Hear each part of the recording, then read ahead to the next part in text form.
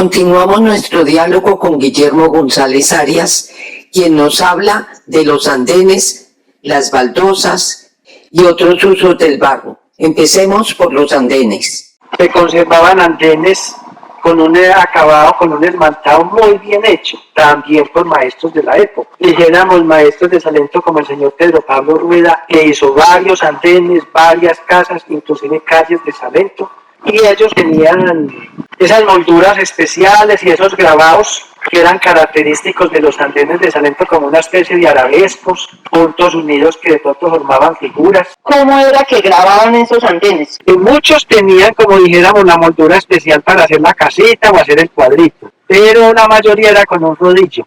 Pues muchos llegaron hasta utilizar maderas muy delgadas, pero muy finas, para hacer el debido rodillo y con un manubrio hilo rodando.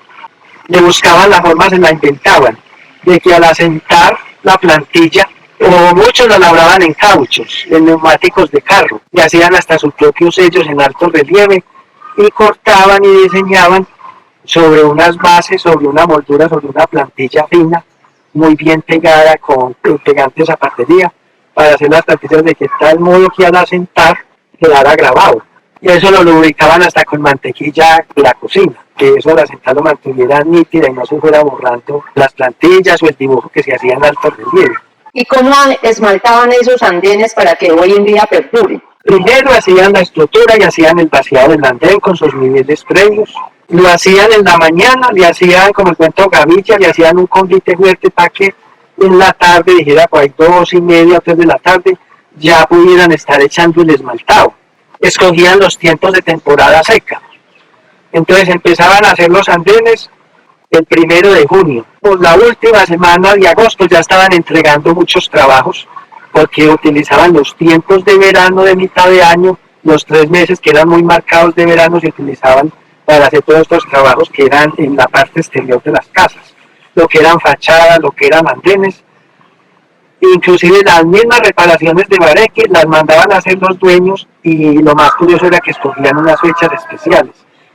Para el mes de noviembre las casas de Salento tenían que estar previamente, antes de entrar el 7 de diciembre, las casas de la mayoría de colonos de Salento estaban previamente resanadas y blanqueadas, porque no faltaba el temblor del año que llegaba, entonces hacía averías.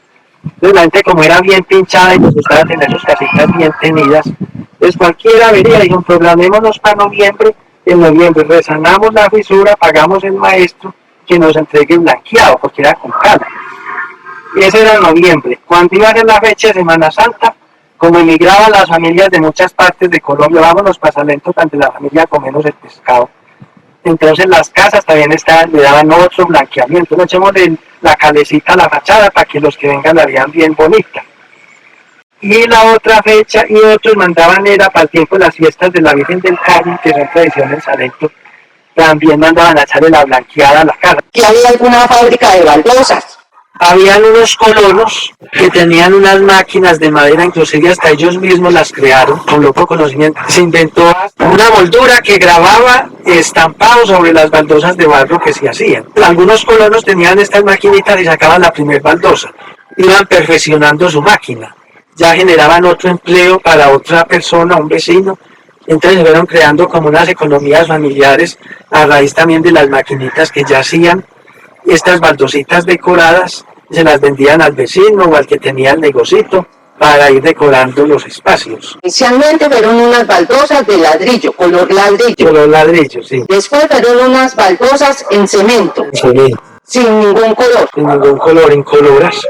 Y después esas baldosas les empezaron a echar colores. Colores, y todo viene de un proceso también, desde la misma contextura de la primera que salió al mercado, hasta la que ya va finalmente con una laca y un acabado y un estucado especial. Dijéramos que hay muchas, por ejemplo conozco una, la flor de lis, que pudo haber sido una baldosa que vino donada a la parroquia de Salento, casi desde la fundación de que hicieron la iglesia, tenía la baldosa. Pronto por sus finos acabados y eso también pudo haber llegado por tierras de Antioquia.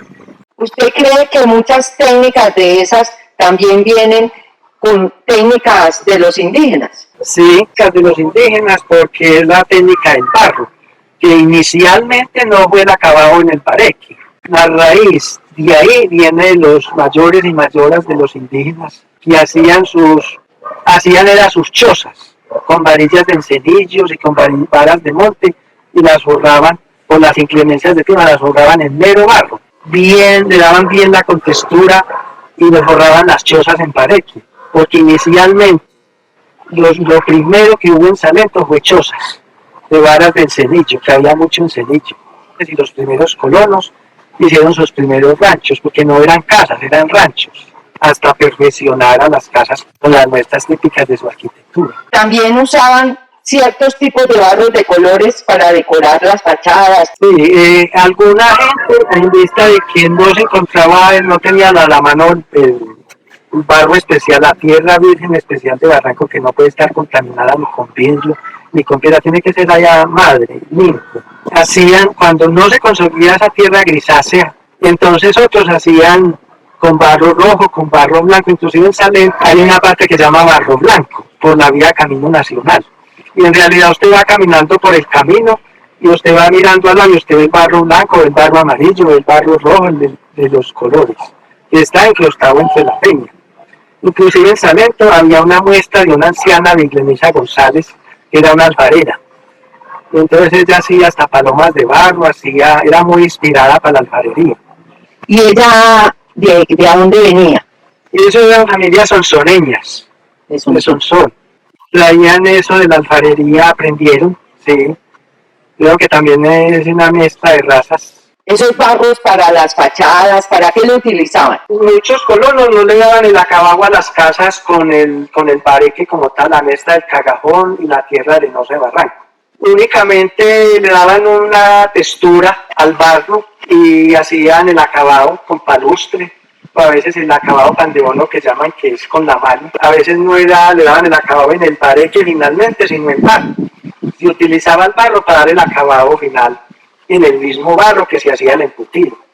Y ese barro, después de seco, que no vaya a estar húmedo, eso usted le echa blanqueamiento con la calma, el vinilo blanco, y eso pinta. ¿Cómo pintaban con ese barro de color? Ese barro de colores se ponía a remojar la barbotina, que se llama barbotina, y después de unos días de remojo que ya usted la pueda amasar, y quede la barbotina bien disuelta, que quede con una contextura de manejo.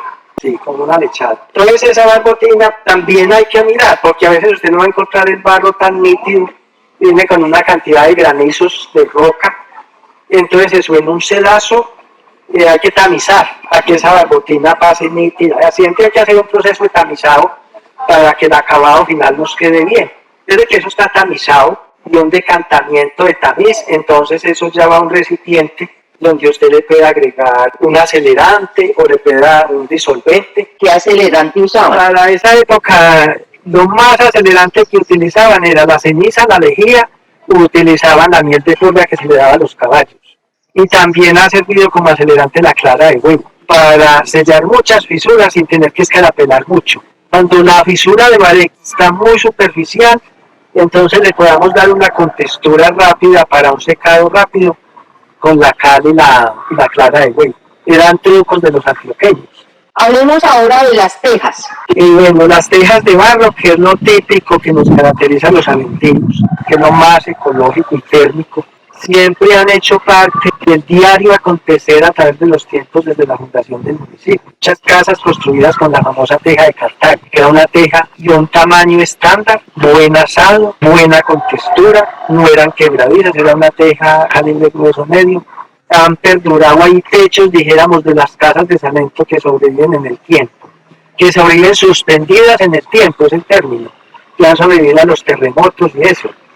Son tejas de Cartago. Hay casas que tienen tejas hasta desde la fundación del municipio. Mi casa tiene tejas desde que la hicieron. Y mi casa tiene más de 100 años de historia. Pero aquí había también un tejar. También había tejar donde le mencioné ahora precisamente que se llama la finca El Tejar, al lado del puente allí. Chilcavi hacían teja y hacían ladrillo. ¿Y el ladrillo para qué se utilizaba en el bareque? El ladrillo lo utilizaban mucho en el bareque para hacer la cimentación, para hacer, dijéramos, ciertos gaos. Más que todo era para levantar cimentación donde había que levantar cierto nivel, entonces se utilizaba un ladrillo grandote, un tolete, era una moldura especial, eso era cortado en una máquina casera. Esas eran máquinas caseras que se inventaban los parroquianos de entonces y las tecnificaban, y entonces hicieron esa serie como si fueran bloques de tierra. Bien, una estructura bien hecha, bien elaborados, con un diseño estándar que al sacar la moldura, el bloque no se disformaba, continuaba porque era una moldura bien pisada con los tiempos, con la moldura con los tiempos. Hay que hacer primero un previo vaciado, con un mazo bien uniforme, darle un tiempo de secado y volver a vaciar la segunda capa hasta dar el nivel. Y esas tejas las quemaban. Y eso las quemaban también inicialmente, no había horno, esas tejas las asaban, tenían unos hornos muy manuales, muy artesanales, que ellos mismos inventaban hasta que asaban, se buscaban la forma de asar las tejas hasta en hogueras encima con latas. Hacían la hoguera debajo, como hacían, también aprendieron a hacer los hornos de barro para hacer el pan de bono. Mucha parte de esa gente que traían esa técnica de asados y cosas vinieron por la parte de los opitas, de los huilenses. Hubo mucha parte de la colonización de Salento que vinieron de la parte de Huila y trajeron esa técnica de los hornos de barro. Y entonces le enseñaron a estos a muchos también a hacer bizcochitos, bizcochuelos y a hacer los pandebonos, a cortar los pandebonos. En nuestra próxima emisión continuaremos hablando sobre la carpintería y la cerrajería. Colombia, potencia de la vida.